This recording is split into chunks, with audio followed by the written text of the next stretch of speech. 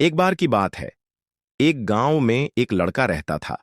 वह लड़का पढ़ाई में बहुत होशियार था, लेकिन वह पढ़ाई नहीं कर पाता था क्योंकि उसे अपने घर का खर्च भी चलाना पड़ता था। वह रोज अपने खेत में जाता, दिन भर मेहनत करता और शाम को घर लौटकर थोड़ा बहुत पढ़ाई करता था।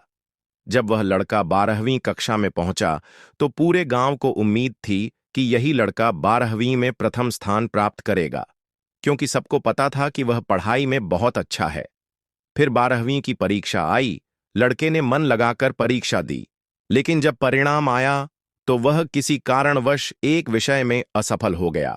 गांव वालों को जब यह पता चला तो सभी लोग उसका मजाक उड़ाने लगे और उसे ताने देने लगे।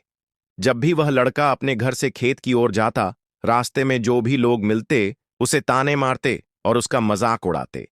ये सब सुनकर लड़का बहुत दुखी हो गया। उसने यह बात अपने गुरुजी को बताई। उसने कहा, गुरुजी, जब भी मैं घर से खेत की ओर जाता हूं, लोग मेरा मजाक उड़ाते हैं और मुझे बहुत बुरा लगता है।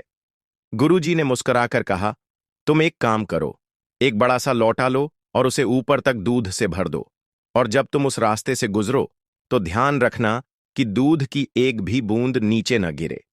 लड़के ने वैसा ही किया। अगले दिन वह दूध से भरा हुआ लौटा लेकर गांव के उसी रास्ते से गुजरा। उसका सारा ध्यान केवल उस लोटे पर था।